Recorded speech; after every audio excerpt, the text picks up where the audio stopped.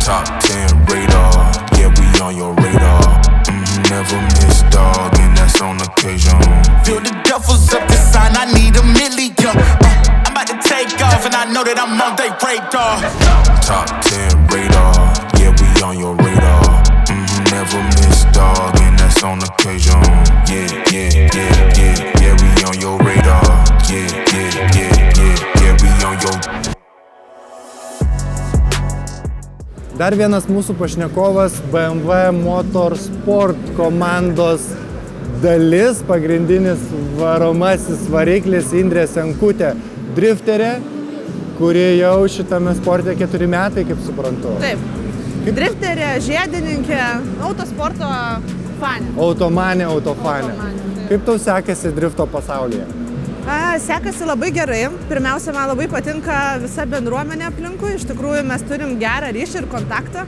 Tai kai atėjau čia važiuoti, labai stipriai pasijauti, jeigu turi kažkokį incidentą ar gedimą, tai tu dar nespėjai mašinos parvežti į parką, į tavo vietą, o jau visos detalės būna suneštos. Jau aš turiu sukimą, aš turiu sankabą, aš turiu rankinį, aš turiu cilindriuką, ten taip toliau. Tai iš tikrųjų labai faina, kaip ir čia mes matom gerą emociją pirmiausia. Aš suprantu, kad tu subūrė aplink save stiprią komandą, kurie tau labai padeda iš karto siekti rezultatų, nes, kaip suprantu, prieš 4 metus pradėjai nuo nulio, o dabar jau stumdaisi semi-pro lygoje. Taip, tai iš tikrųjų mes kartu su BMW fanais, BMW Lietuva Motorsport, ar kaip čia pavadinti, tai aš prie jų prisijungiau pernai metais. Iki tol aš važiavau ir kartingais, važiavau žiedinėse lenktynėse, ilgų, trumpų distancijų, įvairių tų komandų buvo. Aš tokia daugiau gal vis tiek viską turiu aplink save, savo žmonės, kurie su manim, kai kurie eina labai daug metų nuo pat pradžių. Ir yra kažkas, kas keičiasi toj disciplinoje, kas man būna patogiau ar geriau. Tai šiandien aš esu driftė su BMW Fan Lietuva. Taip pat čia mano draugai Baltic Karting Academy, kartingas pastatytas, su kuriais aš važiavau ne vieną sezoną. Tai, žodžiu, labai smagu, kad per tiek daug metų tų žmonių buvo labai įvairių ir tu atsirenki, kas yra geriausia ir su kuo tau geriausiai tinka dirbti. Tai ir to pasekoje gali pasiekti rezultatų. Tai aš kaip suprantu, tu iš žiedo pasiėmė ne tik savo komandos dalį, bet ir visą patirtį, įgūdžius, kuriuos teko adaptuoti drifto trasoje, kas visame šitame žaidime tau labiausiai patinka, kelia daugiausiai emocijų, o galbūt iššūkių? Iš tikrųjų, žiedinių atėjus tai pati sudėtingiausia dalis iki dabar išlieka chase važiavimas iš paskos, nes lead važiavime aš turiu labai daug panašių dalykų su žiedu ir dėl to aš esu laimėjus ne vieną kvalifikaciją. Paprastai aš praeinu visas kvalifikacijas ir tai būna gana aukšti balai, dėl to, kad aš labai daug galiu naudoti dalykų žiedo. Tai man labai padeda, nes ten tu važiuoji vienas, tu turi važiuoti tiksliai ir susirinkti tokį mapą. Tai aš tą metodiką žiedo naudoju, man labai gerai tinka. Bet chase'as tai yra tai, ko aš niekada gyvenime nedariau. Aš iki drifto aš vairavau tik priekių varomus automobilių žiede, niekada nebuvau vairavus galų varomų automobilių. Tai slysti šonu, ten, kur tu nežinai, kur jisai slys, juo pilnai pasitikėti ir dar jį atkartoti, tai yra tai, kas man yra tikrai pareikalauja daug energijos. Bet aš jau pernai metais džiaugiuosi, kad aš pamažu kažkaip tai perlaužiu tą etapą, bent jau lėtesnėse trasose. Greitose dar vis labai sudėtinga. Indrė, sakyk, kas yra svarbiau, turėti gerą automobilį ar gerą komandą, kuri padėtų su juo gerai važiuoti? Abu du faktoriai yra svarbus, bet man asmeniškai visa kelionė ir pats vairavimas yra apie žmonės ir apie patį patyrimą. Tai tam, kad tu gebėtum tai padaryti, tu turi turėti žmonės aplinkui, gerą komandą.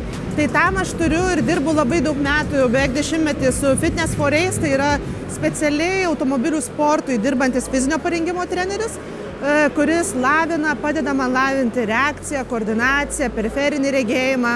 Ir taip pat turiu irgi labai ilgai dirbam su Jonu Dereškevičium, kuris, kad ir kur aš bebuvau, ar aš buvau žiedė, ar ilgose, ar trumpose distancijose, ar kartinguose, ar drifte, jisai visada buvo šalia manęs.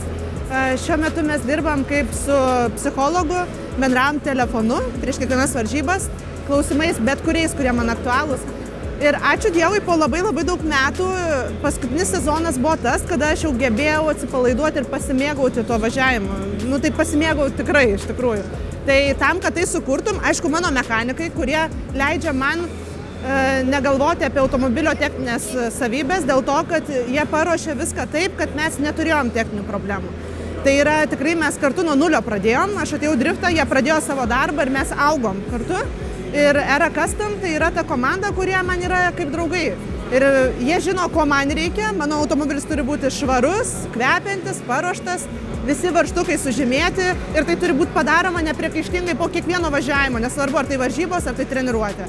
Tokia disciplina, mes besilaikant neturim tiesiog techninių problemų didelių. Žodžiu, gero drifterio disciplina, daug dedančiųjų dalių nuo pasiruošimo, treniruočių iki technikos. Tau padeda visą tai, kaip sakau, sukomponuoti, sulipdyti šalia tavęs ilgą laiką stovintys žmonės. O kaip automobilis pats gyvuoja, laikosi, kokius jis rezultatus rodo drifto trasose ir kuo esi patenkinta ir galbūt kuo sieki link ateities geresnių rezultatų ir tikslų? Tai automobilis dabar yra semi-pro lygos, jisai pilnai atitinka, jo pilnai užtenka, pilnai galima turėti lyderiaujančias pozicijas. Aš tiesiog nesugebu gal jo dar pilnai išpildyti. Čia yra 3 UZFA motoras, UZAS vadinamas dar kitaip, yra padaryti kolektoriai papildomai. Dėžė yra dizelinė, bembinė, 6-bėgė, ilgai man laiko. Visas saugumo elementai, kas man yra labai svarbu, gesinimo sistemos, visa kita, PDM-ai.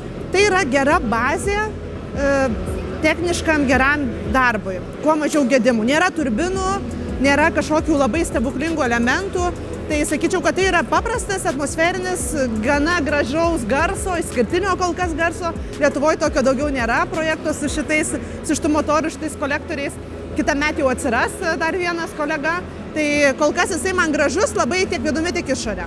Mano svajonė, bet aš nemanau, kad aš ją kitąmet dar sugebėsiu gyventi, norėčiau sekvencinės dėžės, nes turiu problemą su duobe tarp pirmo ir antro bėgių ir niekaip jo negaliu spręsti su reduktorium. Tai norėčiau labai, bet tai yra labai didelė brangi investicija, tai nežinau, ar aš ją darysiu ar ne kitąmet, bet manau, kad jo per akis užtenka ir taip. Jūs taip rimtai pasinėrėte į visą šitą.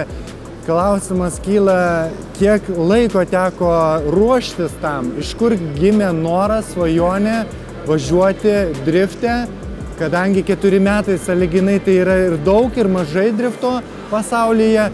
Iš kur atsirado ta meilė ir mintis būtent užsiimti šiuo sportu? Šiuo tai buvo, aš kiekvienais metais turiu tradiciją mokintis naujų dalykų. Tai buvo kirpėjų kursai, makiažo savo ir panašiai.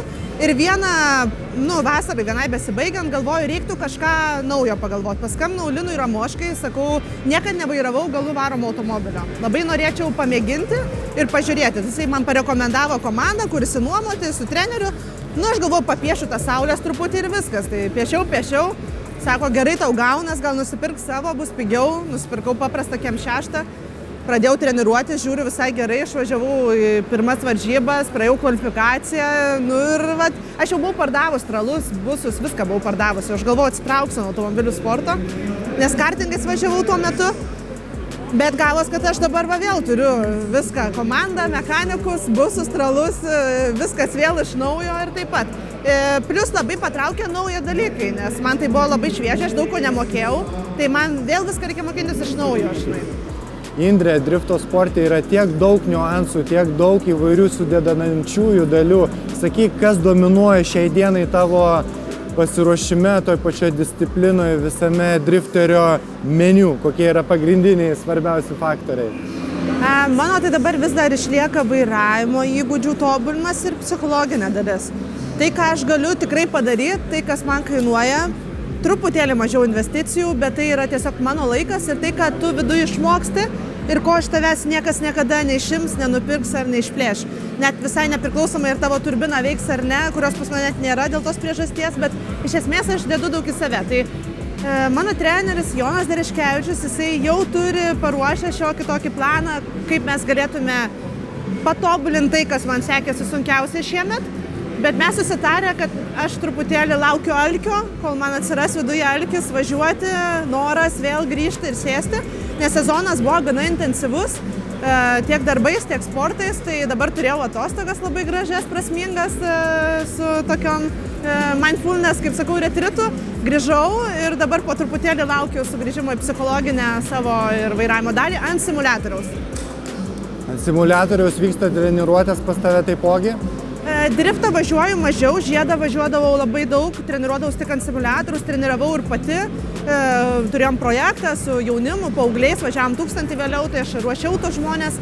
O driftą dabar pavažiuoju, bet man truputėlį trūksta ten reguliavimų. Lietuvoje mažai kas dirba su tais reguliavimais, tai Jonas Dereškevičius, kaip suprantu, jau padarė pagrindą ir dabar mes dirbsim toliau. Labai smagu girdėti, kad yra tokių atsidavusių sportininkų, kurie rimtai žiūri į visą tai. Tai metų pabaiga, uždarom visą sezoną, atidarom naujus metus, ko palinkėsi savo, kokie tikslai, kokia tavo vizija ateičiai ir kam mes ruošiamės toliau. Tai tikslai, tai iš tikrųjų turbūt semi-pro. Labai norėčiau išvažiuoti į užsienio kažkokias tai varžybas daugiau. Norėčiau šiokių tokių topinų, bet nežinau, ar jie man pavyks finansiškai. Jeigu jie ir nepavyks, automobilis yra pilnai atitinkantis važiuoti semi-pro lygoje ir klasėje. Tai šitą vietą savo pačiai palinkėsiu turbūt dar daugiau ramybės prieš startą, tam tikrų gerų įrankių su Jonu Dereškevičium ir kitais. Palinkėsiu gero bendradarbiavimo su mechanikais, kad mes kartu atliktume, susidirbtume. O visiems kitiems palinkėsiu turbūt gero laiko, gerų ryšių, gero kontakto ir gero pasimėgavimo važiavimu, nes tai turbūt yra svarbiausia. Nepriklausomai nuo to, kokia tai yra vieta. Bet jeigu tu pasiemi daug gerų įspūdžių ir tikrai gerą kaifą, gerai prašėrus ar pravažiavus, tai turbūt tai yra didžiausia dovana tau pačiam. Aš tikiu, kad tau pilnai pavyks įgyvendinti visus svajonės, tikslus, to tau ir linkiu. Ačiū už malonų pokalbį, susitiksime ateityje. Ačiū tau labai. Ačiū. Buvo labai malonu. Top 10 radar, yeah, we on your radar. Never miss, dog, and that's on occasion. Feel the duffels up the sign, I need $1 million. I'm about to take off, and I know that I'm on their radar. Top 10 radar.